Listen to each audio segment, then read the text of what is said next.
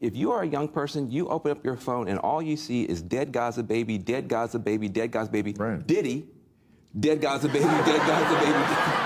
First of all, as a Palestinian, to hear someone make jokes about dead babies in Gaza when they know that there's a genocide going on. Our deaths are not humor. It's not a joke. It's not entertainment for anyone.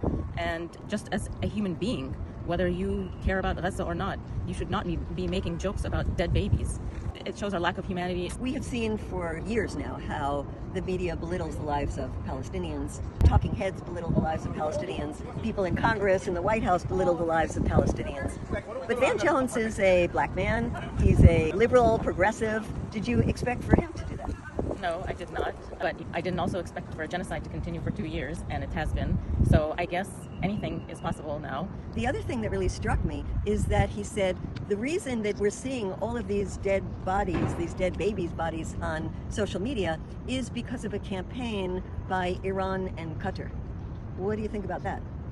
I think that these images and what's being shown, it's because of the fact that the journalists that are on the ground in Gaza have done such a damn good job of 2 years risking their lives to show what is actually happening. We are seeing the truth.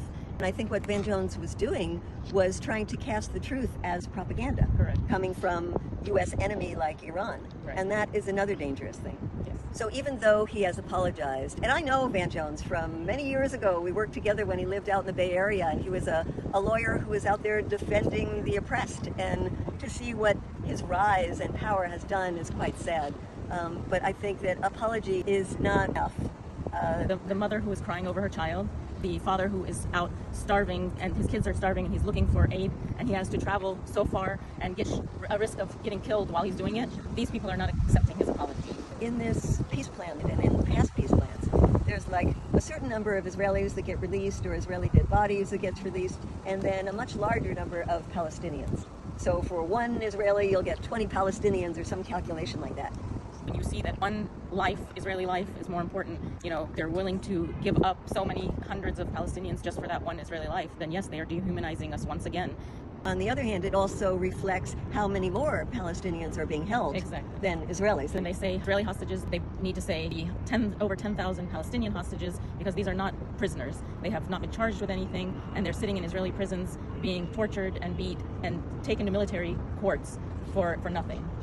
So anyway, I think what we want to say is for anybody who's in the media, anybody who's a talking head on television, we want you to reflect the truth, which is that every single life is precious.